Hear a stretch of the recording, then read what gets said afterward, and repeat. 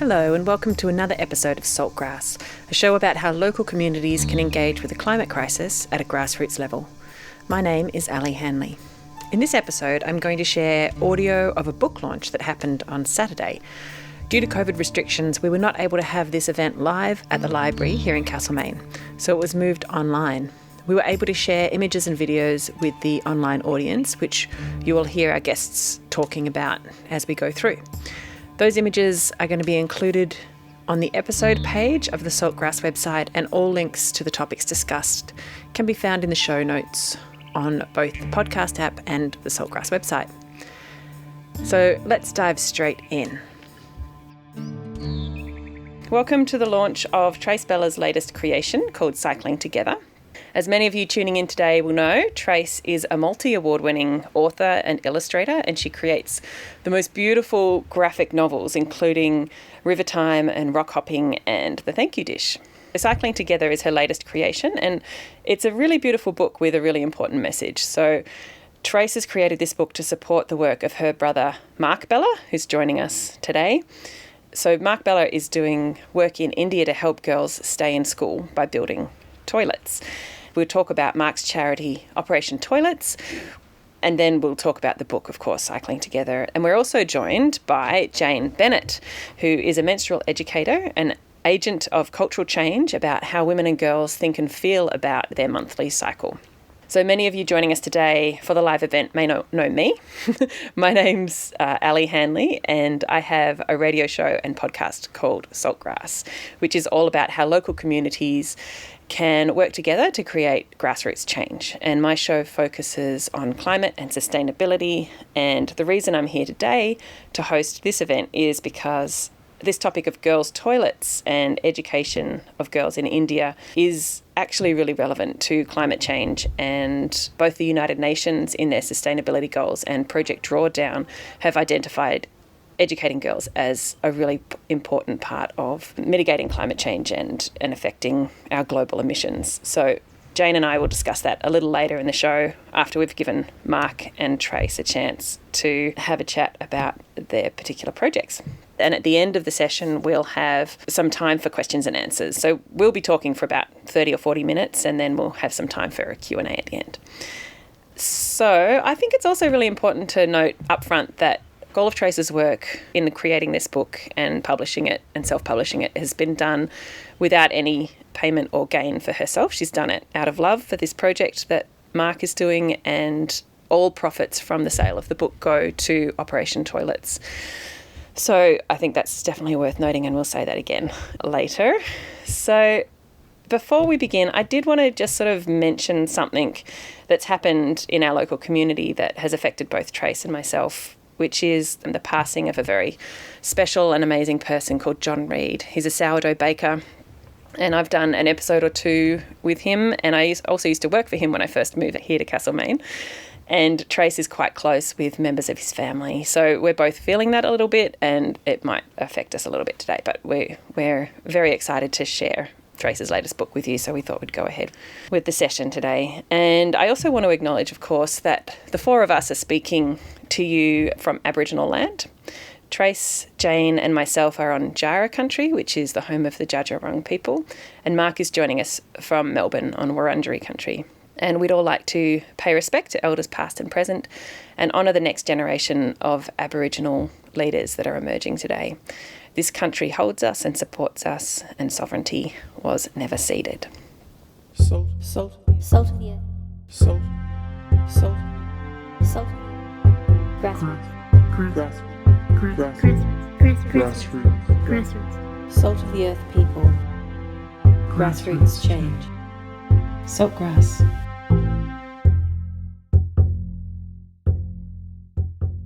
Listen to all episodes of Saltgrass on your podcast app or at saltgrasspodcast.com. All right, so we're going to start with Mark today, founder of Operation Toilets, which I believe used to be called We Can't Wait. Mark, can you unmute yourself quickly and give us a quick explanation of what Operation Toilets is and how it started? And I can start that slideshow anytime you like.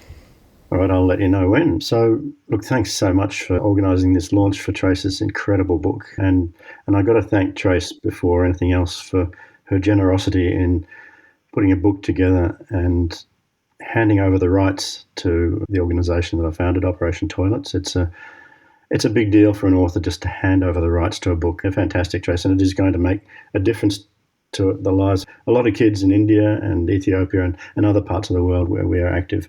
So let's have a look at that first slide. I'll tell you a bit about how Operation Toilets started, and this will lead into what it's all about. So I was in India on business, it'd be about 9 years ago, and this first slide will show a very important place in my world. I was in India on business and met a couple of young guys on a train, and we got chatting for a bit, and before I knew it, they invited me to come and visit their community. So the place you're looking at here is the community that I was invited to visit by these two young guys on the train. It's a place called Dharavi. It's a slum in Mumbai with a population of about 1 million people. And for anyone who knows Melbourne, it's probably about twice the size of Albert Park Lake.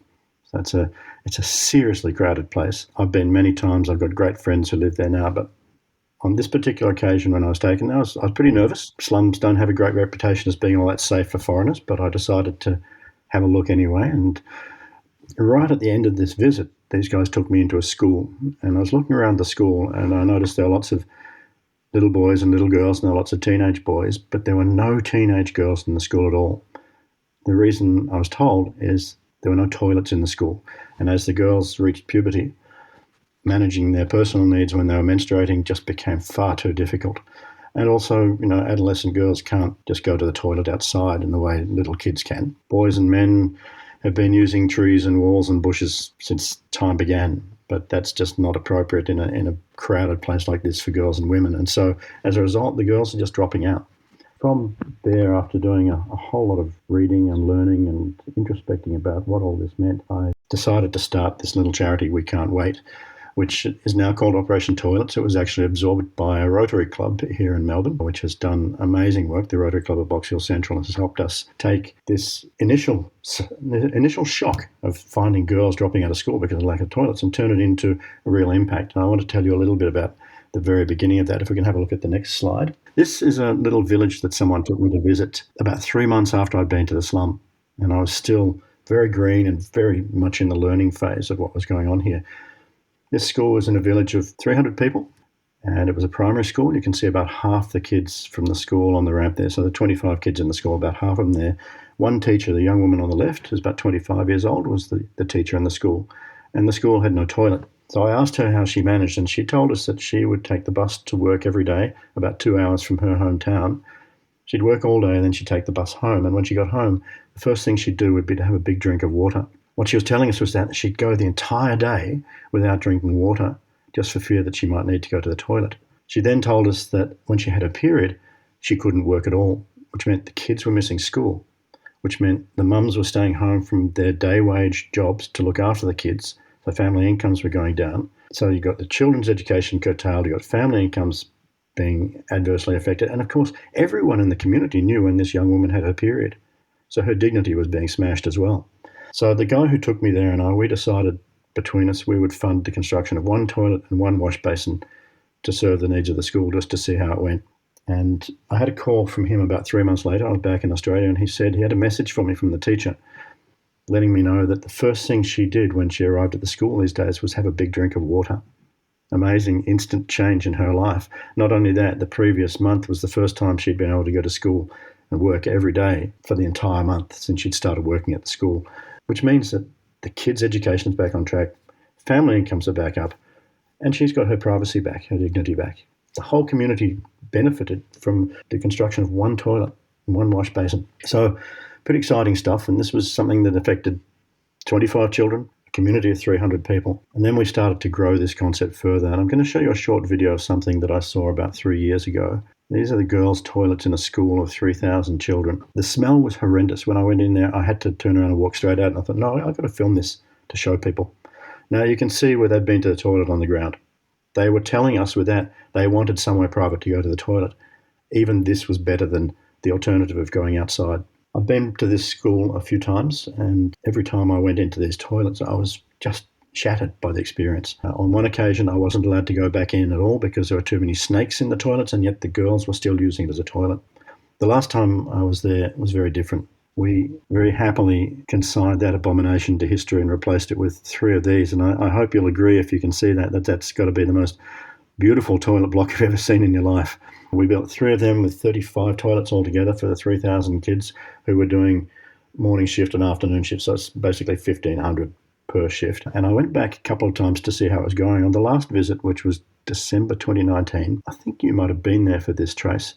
As we were leaving the school, a couple of girls came running up to us, stood in our path and said, "Sir, we wanted you to know that you've changed our lives with these toilets." And it was one of the most powerful and emotional experiences of my life, being told this by the beneficiaries, because so often when we do work for others, we don't hear from them how it's going. We hope it's helping, and to hear from them directly that it was making a difference was extraordinary.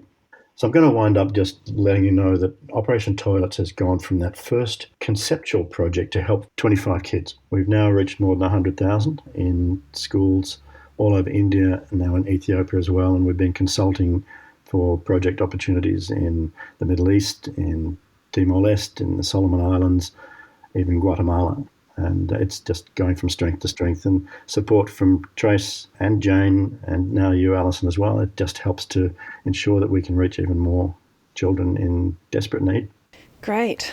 Thanks so much, Mark. That was really good to hear about that project and actually see what it's like over there and what they've been dealing with and what I'm sure so many schools over there are like. I'm sure you've only started scratching the surface in terms of how many people you can help with this particular problem. So let's have a chat with Trace now. Trace, you've created this gorgeous book called Cycling Together, which is available both digitally and as a hard copy, and we'll get to that a little later. But let's start with the title. Why did you call it Cycling Together? Well, I used it in 2 ways. So I've always been a bike advocate. I'm a big bike rider, and there's many reasons I can talk about that. And also like the menstrual cycles. And I wanted to talk about also poverty cycles and cutting the link between menstrual cycles and poverty cycles, and so that we're all together. So it took me a while to come up with the name, but I'm really happy with it. And when I met these girls with all the bikes, it was like, yeah, this is the right. Makes sense. Yeah. Yeah, it's a great name. And I think there's a lot of, and we can talk to Jane about this a bit later, but there's often a lot of squeamishness about periods, but cycling together feels like a really beautiful way to describe periods without it being squeamish and weird. And also it's beautiful and inclusive and energetic. It's lovely. There's also this thing where, women living in the same house or whatever often do cycle together. True. Yeah. That was a big part of it. Yeah, great. So let's talk about how you got involved. You went to India near the end of 2019 for a book tour, but that got derailed, didn't it? And then it led to this. Can you tell us that story? Yeah, so I was invited to go and show my books with the Australian Embassy over there, and then at the last minute it fell apart. But when I heard that I'd got air ticket, basically I was like, yes, now I can go and meet these girls that, actually I'll show you the one before. This is the girls that Mark was talking about that came running over. I wanted to go and meet the girls that had toilets and didn't, because I'd read Mark's book and heard about his project, and I just felt there was like a way that I could make another book. Sorry, just for the audience, Mark has released a book called Toilet Warrior, and there's a link to that in the chat if anyone wants to find out more about that. But yeah, sorry, go on, Trace. Oh, there's so much to talk about. So Mark's book, it talks a lot about creating the project, and it's probably aimed at adults and older young people. I want to make a book for girls at the age of getting their periods so that they could really relate to the project. And also I wanted to make a book for girls who had the privilege of having a clean period and being able to go to school, to empower them to find a way that they could help in this planet that has so many problems. Here was a way that they could actually do something that was really significant for many people and very doable. And so I also knew that it was very good for environment. So I just jumped on board and said, I want to be a part of this and support your cause and can you tell me some places to go? And then in the end, Mark decided, well, hang on, you're going on this trip. I want to come. And meanwhile, the book tour got cancelled. And so I had like a few days where I was just being an artist. So I'll just show you quickly. There's me just being an artist in the streets of India. And you are amazing, Trace. I've travelled with you before, and if you see something that interests you, you'll just stop on the spot and just start drawing it. Yes, so I've stopped at the market, and there's usually a lot of people. That's what I was drawing. The women making baskets. That's the start of that sketch. And Mark was with me smelling the spices in the spice market. It's a lovely way to meet people and to connect by drawing as you go. And so I travel that way. I spend my life that way, I guess. Did you get the idea of creating the book while you were over there, or did you come home and sort of think about it for a while and then realise? Because, I mean, pretty much as soon as you got home, COVID started happening and everything started shutting down, and you lost a lot of work, I know, that year, because you'd often do school tours and talks and things which all got cancelled because of lockdown. Well, this book, my last book, was going to be launched on the first week of our first lockdown, and you can see it's a bike story as well. So I really seem to be able to slip bikes very well into my books. Well, actually, they play important roles. I'll just show you that quickly first. So actually, speaking of our dear friend Johnny Reid, I have represented him in his bakery many times. Here's one example in my book Heart of the Bubble, which was about the good things that come out of lockdown. So then when I went over there, I already had a bit of a plan that I wanted to have two girls, one with more privilege than the other, and to see these two parallel lives, like, and what would happen if one didn't have a toilet and then was given a toilet, two different outcomes. So it's almost like those choose your own adventure stories where there's a change that happens. And then I've subtly put the bike thing in. So here the first boy is on a motorbike, but at the end he's on a bicycle. So here you can see the difference in how the two girls get to school. One goes on the back of her bike and the other girl walks with her family. And this is the girl that I sort of based the motorbike on. I stayed with her family for 10 days.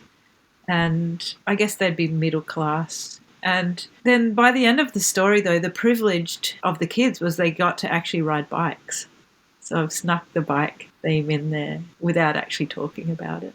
Yeah, and I think the beauty of the story is that it really gently unfolds the compounding kind of impact of a lack of toilets and how that affects a girl's life on a really broad scale over the whole span of her life, and then affects her children as well. You just describe how she starts falling behind at school because she has to miss school because there are no toilets while she's got her period, and then how that leads to her dropping out of school and just working the way her mother has worked, and then how that affects their children. And then you kind of rewind. It's like a sliding doors moment where you describe her life again, and it's still affluence with more poverty, different class girls, but their trajectory is so much closer and more closely aligned if the poorer girl has access to toilets and can stay in school, and how important that is. Yeah, absolutely. And I saw it firsthand. So this girl here, her family, their business was picking rags off rag piles, off rubbish piles.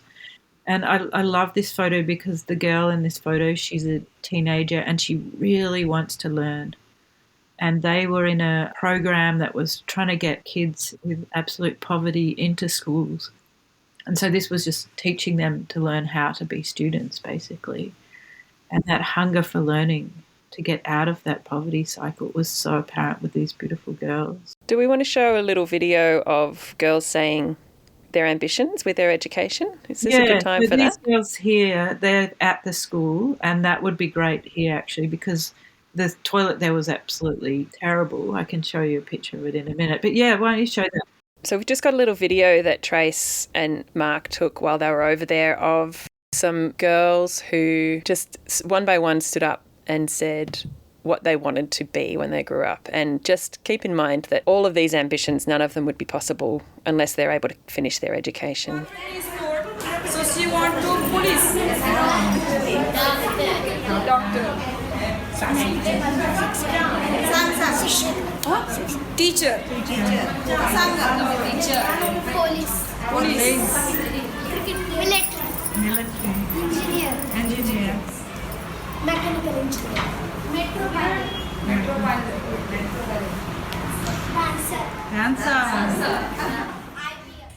You get the idea that, and I think what was really nice about that moment was that the girls and I would go into a place where men and boys weren't invited, and to bring that film back out and show it to Mark, I think, Mark, that was a big moment for you, I remember.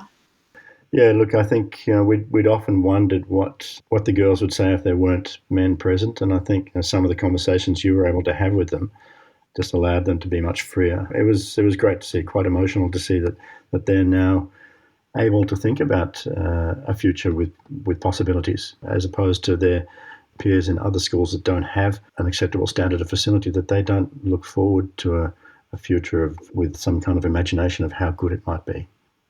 Yeah, beautiful. This is the moment in the book where there's a picture I'm just showing here of a girl by the water, a water pump, and her mother's got 2 children, little ones, and she's collecting water that she's going to carry. And it's this moment where the girl's saying, I'm not going to school because there's no toilet. And it's just this heartbreaking moment for me in that story. And then this photo is the girls who followed Mark to tell him, we've got toilets and our lives have changed. And you can see the yellow toilets in the background that you saw in my photo earlier. Yes, so they're so happy. That's great. So, Trace, tell us about the self-publishing journey and what it's taken to get this book to happen. So self-publishing is very challenging, especially if it's not like a big skill. For me, it's not a big skill, that sort of paperworky stuff. I'm a good drawer and dreamer of stories. So I enlisted some people to help me. Sandy Coventry did the design. It was fantastic. And just everyone did everything voluntarily. And Kat Dretsky came on board to help make the website and all sorts of things. And she's still helping me with things. Jane Bennett here, I can't thank enough for going, come on, we really want this book. And Jane and Rachel Pilgrim, menstrual educators, were really supportive in that way. They knew that there was a real spot for this with those age girls. I also had Rosie Anir help me type things up, and Erica Wagner, my old publisher, helped me a little bit with tweaking the book. But yeah, it's a really tricky challenge, and if anyone suddenly wanted to publish this book, I'd say yes, please take it. Anyway, I've put it online so you can just buy it yourself. But yeah, Jane, I can't thank you enough for really having faith in this project. I wouldn't have actually done it. I would have given up because it just felt like Corona put the toilets on hold, the toilet building, which now they're going ahead, aren't they, Mark? They're back on. Yeah, it's coming back in gradually. It's been hard, but yes, it hasn't. It is now alive again. And by the way, we're getting this book translated into Hindi and Marathi for you. That's really great. Yeah, I think Jane's really helped. Yeah, so I've just added links again in the chat if anyone wants to find links to either Mark or Trace or Jane. And amongst all those links is one to Trace's website, which is traceballa.com. And if you go to the Cycling Together page there, you can figure out how to get a copy of the book. So Trace, people can buy it either as a digital or a hard copy. How does that work? Yeah, so in fact, I think it's great just getting the digital. You just get it immediately. And also at the back of the book and on the web page, there's some films about the girls, but there's also inspiration to have a fundraiser. And now while people are locked down, you can actually do it at home, is have a little craft session with your friends. And maybe if everyone just bought the book, then that's their donation to the cause. And if they want to pay more, they can. But just by doing that and having a craft session together, maybe making some pads or one of the other ideas in the book, you're actually really helping something really significant with huge ripple out effects. So, and then otherwise you can do print on demand, or if you wanted to buy a big school set, you could email and we could organise it with the printer. Great. Thanks, Trace. Jane Bennett, we haven't heard from you yet, and I really want to get to you. So Trace said that you were a major influence in encouraging her and giving her that boost to keep going with this book, because it's really hard to do a project when you're just doing it on your own and trying to reach that end goal. So it's really important to have your cheer squad, telling you to keep going and that it's important. What did you see about this project that you thought was important? And I guess this obviously ties in with your work I'll explain to people that you're the founder of the Chalice Foundation and Celebration Day for Girls and various other projects which all are helping women and girls embrace and create more positivity about their monthly cycles.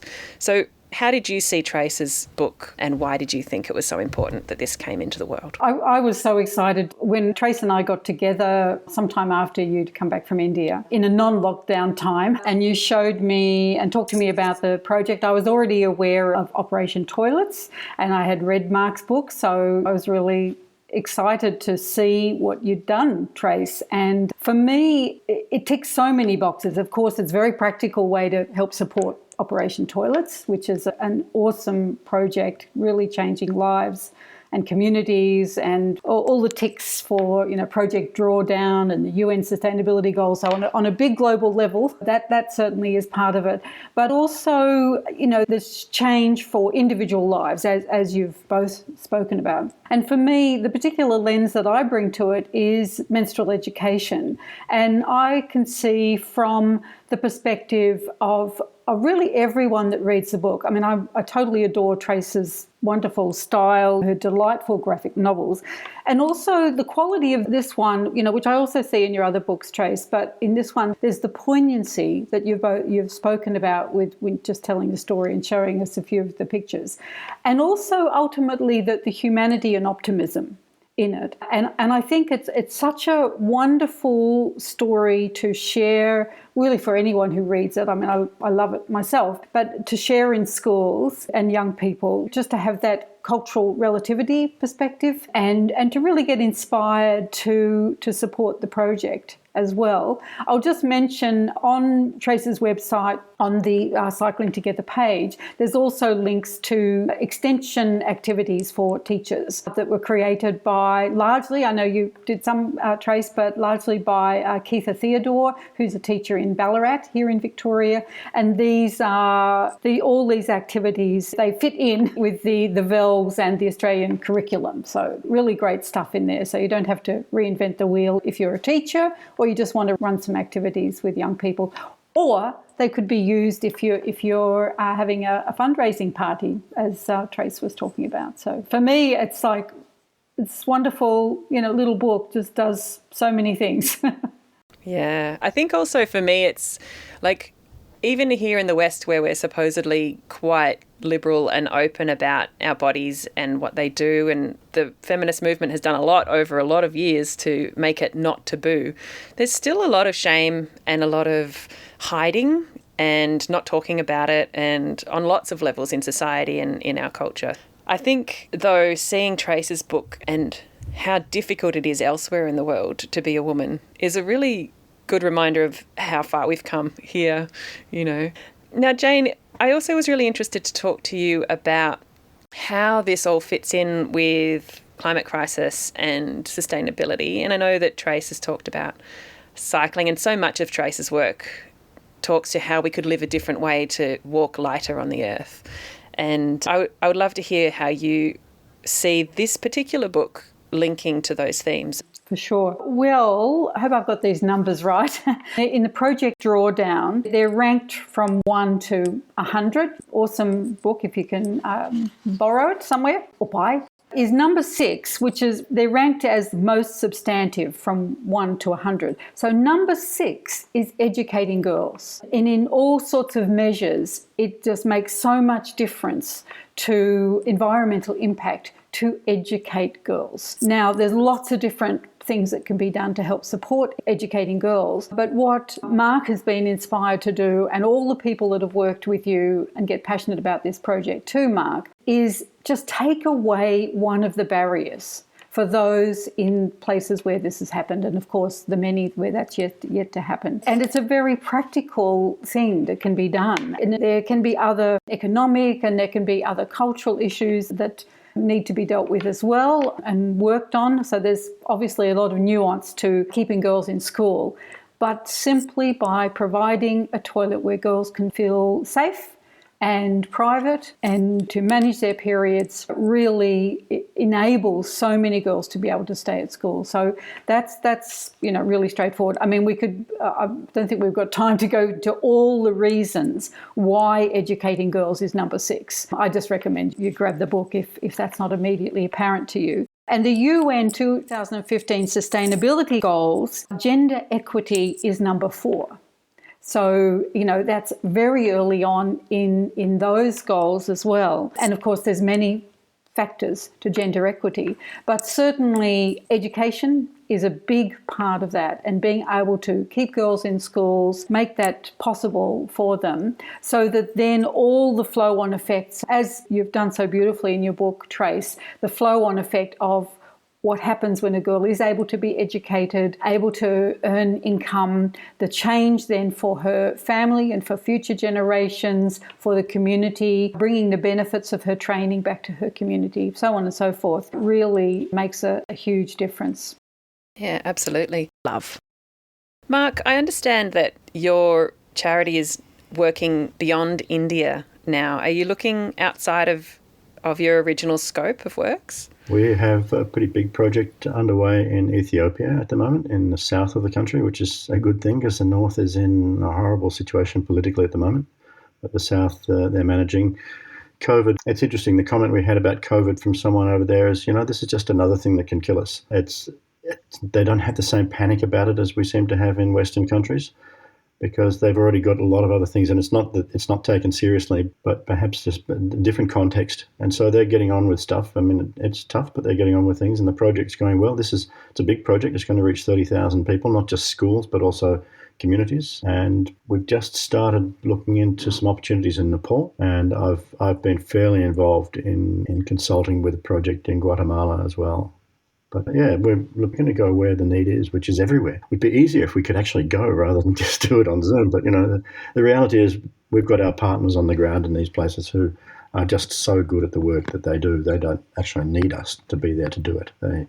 They need us to support them financially. They need us to support them with the storytelling and when possible, to come over and meet them, because the value of meeting the beneficiaries face-to-face is not just good for us in our storytelling, it's also fantastic for the beneficiaries. It's telling them, gee, this must be important if someone's getting on a plane to come and see us.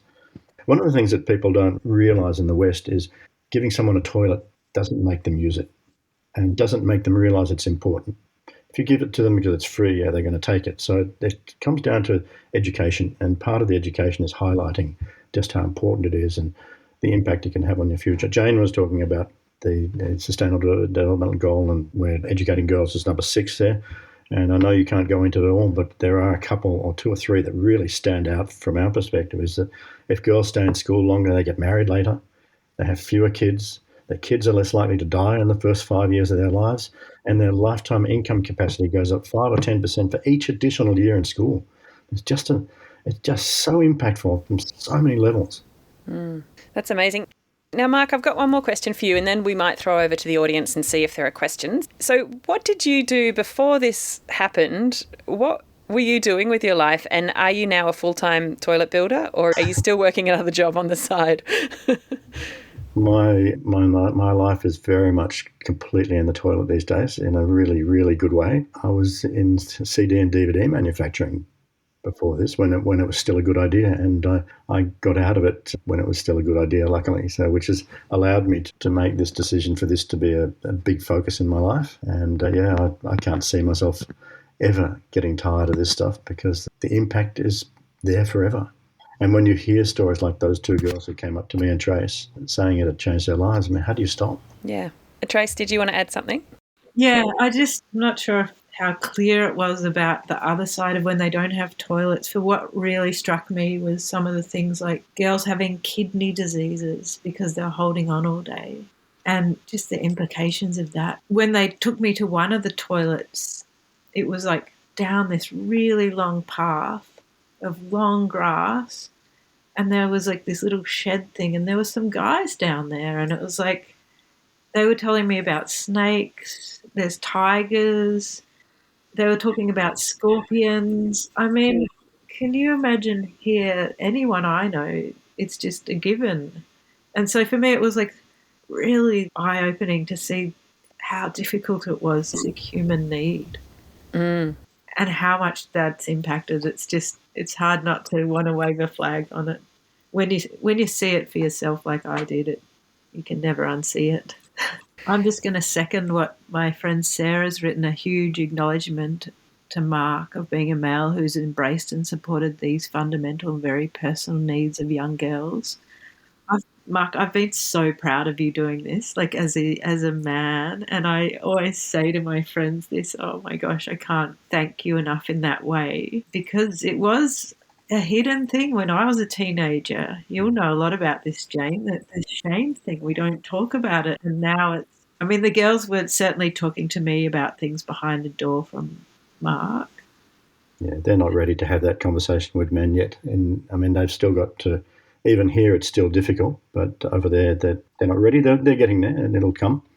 And thank you, both Sarah and Trace, for that acknowledgement. But when you think about it, I've got a wife, I've got a daughter, I've got 2 sisters, I've got female friends. None of us would be in this conversation if it wasn't for periods. So so true. It's pretty reasonable to say, well, if it's catastrophic, why would someone not want to get involved?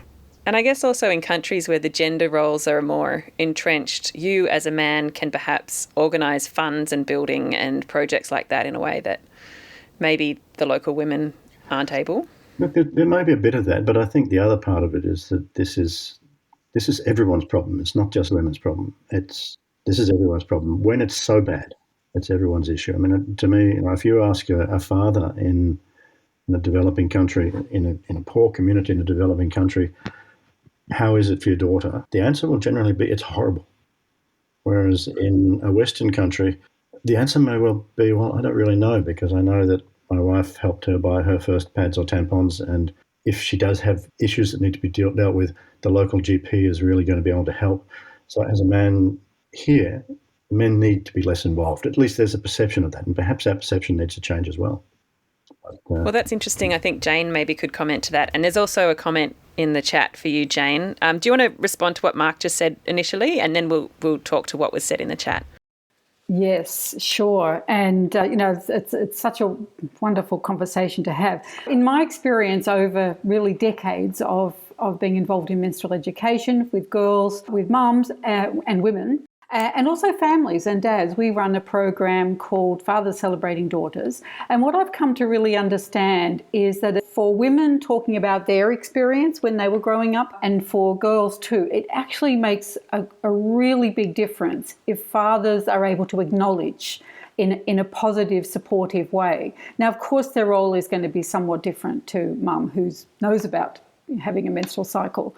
But for fathers to be able to show that they're cool about it, that they're happy to support, they're going shopping and knowing what products their daughter or their wife or partner likes, and in so many ways to be able to be just knowledgeable and supportive really helps. It is a whole factor that can really help reduce menstrual shame, to be able to feel okay about it. Because if for a lot of dads and a lot of men feel like, oh, well, I don't know anything about this, I haven't really got anything to contribute, and that's understandable that they feel like that. But if they're able to acknowledge that in some way with girls, what happens is girls, instead of feeling like, oh, dad doesn't, something wrong with this, dad doesn't know anything about this, I can't talk to dad about it, they actually know, oh, it's okay, dad's got my back.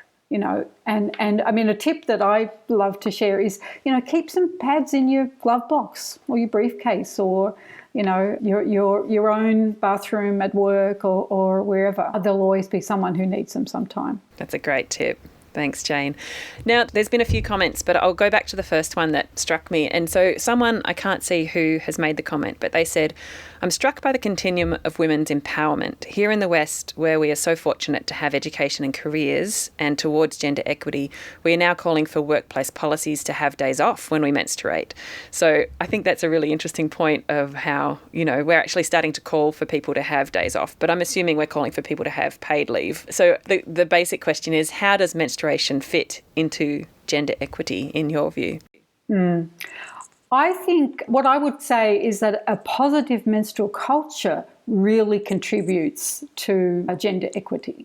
So, menstruation will go on regardless, but being able to have permission to look after ourselves according to our needs. And it's interesting to note that I'm aware of a number of companies in India who also have menstrual policies and menstrual leave, paid menstrual leave. Now, of course, it's not everywhere, and a lot of workplaces in India don't have sick leave or holiday pay either, but there are some really pioneering. Or toilets, for that matter. Or toilets, for that matter, exactly. So India, as we know, is incredibly diverse, but there is some workplace menstrual policy happening there. And so I think in the case of gender equity, if we sort of just take a leap and imagine a world in which there's a really positive culture around menstruation, that we aren't feeling like we've got to be secretive and ashamed and there's something wrong or something not okay with our body or somehow we can't talk to our boss at work. If we're feeling really unwell from a period or in a lot of pain, we might make up excuses and say it's something else if we need time off. Imagine a world where we're able to be upfront when we need to be. It doesn't mean we can't still be private when we want to be too, is it takes away a whole level of difficulty when we're looking at all the issues of gender equity. If we could be, completely comfortable and feel supported by our workplace, by our family, by our community, and really also have menstruation and menstrual problems much more upfront and supported with real money in terms of healthcare as well. And we've got a ways to go in that space as well.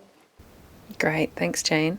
Now, we've only got about another 8 minutes to go. There's a couple more questions here, but one of them is about the specifics of the toilet building, about is water involved, how are they cleaned, various infrastructure sort of questions. I'm wondering if there's a quick answer to that. There is. Okay, good. Our focus is helping girls stay in school longer.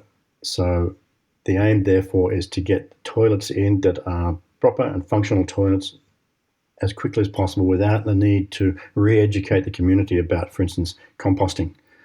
Getting people who've never heard of it before to start composting doesn't just happen overnight, and they need to want it for that to be a thing. So we're just using septic tanks. It's imperfect, but then we have agreements with local councils about emptying them. All the schools that we work with take a responsibility for cleaning the toilets, for providing soap, and also the local council makes sure that there's water available. There are too many schools for us to help, so if those boxes aren't ticked, we don't help those schools. We only help the schools that are able to provide water, are able to guarantee cleaning and maintenance, and where the council is able to guarantee looking after the septic tanks. So we have actually got, ironically, an advantage that we can turn some away, because there's no point helping people who aren't willing to help themselves. It needs to be a two-way thing, who aren't willing or able, because if they're not able, we'll pass it to a bigger organisation that can do the really, really complicated work. Our aim is quick results on helping girls stay in school. That's great. Thanks, Mark. That sort of links to another question by my mum. Hi, Mum. Hi, Shirley. They're asking, is there recognition of this need with other organisations and larger ones like World Vision and other international ones? World Vision are huge in this, and in fact we work closely with World Vision on one project in India where they're helping look after the education component of the project, because education's a long-term thing. Anyone can build toilets. Give me a shovel and some bricks, I'll build you a toilet. It mightn't be a good one, but anyone can do it. But getting people to truly change their behaviour and really understand the reason for the change in behaviour, that's a long-term exercise. And the way Rotary works is we go in, we go out, we start the next project, and we move on. World Vision will stick with it. We didn't want them building the toilets because they're way too expensive, and we're better off getting our volunteers and the people they employ in India to build the toilets using local labour. But the education bit, the software, that stuff, we work with experts like World Vision, like Plan International, like UNICEF. There's so many doing this stuff, yeah. And if you look at the films on my website, there's 2 little films, and one of them shows that World Vision cleaning and education project in action. It's really sweet. They go with songs on washing hands and things like that. Now, can I comment on the next one as well, which Jane has put a comment on? This is from Trace and my sister Mandy. Hi, Mandy. Nice to see you there. About the idea of menstrual banishment. And it is interesting that I've heard from women in Nepal who say, for instance, it's the one time of the month when they don't have to clean the house, do the cooking, look after the family. So they talk about it as a positive, but there are so many negatives associated with it. I think that unfortunately the negatives outweigh the positives. yes, they do have that time away from the men in the community and away from the cooking and the cleaning and et cetera, but that shouldn't be the solution. That being sent to a dirty hut, which has probably got cow shit on the floor, it's not the solution. But it's definitely true that there is some cultural change needed so that these women don't feel it's a good thing. Yeah. They have other solutions to that problem of having to do all of the home labour. Well, but look, in these very patriarchal societies, it's a deeply complex issue, and these women, I think they genuinely do feel in many cases that thank goodness we've got that escape for now, but it's not the solution. There needs a better solution than that. Can I speak to that? I've got this idea that Jane knows about, and I've put in the back of the book about making a little candle that you light when you're having your period, and then the family knows. And then my thought for cultural change is because they know they're going to, maybe they'll give you a little back rub, and maybe they'll do the dishes and the cooking, and you can go and put your feet up. And so I'm trying in little ways like that, I think is actually possibly a big way to make a positive change. Just quickly on Mandy's comment, she mentioned our mother having brought this issue of menstrual banishment to our attention. I don't know if that maybe subliminally did influence me to become interested in this issue. Maybe I know she was into telling us to take the time and stop and smell the roses, and I guess in India that's kind of what I did when I went to that slum. I went and stopped and smelled the roses, although the roses in that particular case didn't smell very nice, being people going to the toilet in the street. But yes, taking the time just to look at what's going on. And our father was a great humanist, Yeah. And I It's see that it's in our makeup, I guess. Mark and my work. Yeah, that's great. All right. Well, we've run out of time. I'd like to say thanks so much to you guys for being here and sharing all that you know with us, and Trace especially for creating this beautiful artwork that is the book Cycling Together. I also want to acknowledge the Castlemaine Library was initially going to host this event, and they were going to do everything for it as a live event, and of course with COVID lockdowns they weren't able. But Stuart from the library has been here commenting in the chat, so I'm really glad that they've been here and been able to be part of it, and just acknowledge the amazing work that the local library does in our community to help share and educate and just be a genuine part of the community here. So, yeah, thanks everyone for joining us. Thanks, Trace. And go to Trace's website, tracebella.com, and you can find the link to Cycling Together. And you can order the book either digitally or as a hard copy. And the benefit of the hard copy is that you can just order it and it gets printed on demand. So there's no great stockpile of books waiting to be sold. They get printed as you order them, which is very efficient. And yeah, thanks very much, everyone, for being here. Thanks for listening to us chat for an hour. And I hope you got something from it. I'm not ready to stop yet. Well, there's so much more to say, isn't there? Thank you so much, Ali. Good on you, Trace. Jane. Well done.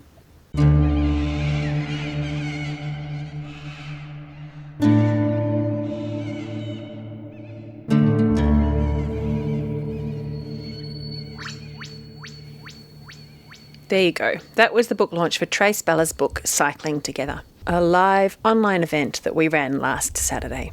There are lots of links to the things discussed in the episode description at saltgrasspodcast.com or in the show notes on your podcasting app. For those of you listening on Main FM and 3MDR, please note that you can, of course, listen to all episodes of Saltgrass on your preferred podcasting app. And if you can't find the show on your app, please let us know and we'll see what we can do to make it available. You can follow Saltgrass on Facebook and Instagram, and please subscribe to our email list to get reminders and updates about the show. Again, you can do that by going to saltgrasspodcast.com. This program was made possible with support from Main FM and the Community Broadcasting Foundation. Find out more at cbf.org.au. My name is Alison Hanley. Thanks for listening. Salt of the earth. Salt. Grassroots.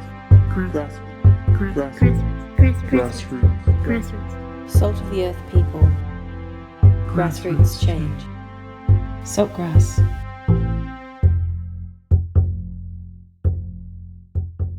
Listen to all episodes of Saltgrass on your podcast app or at saltgrasspodcast.com.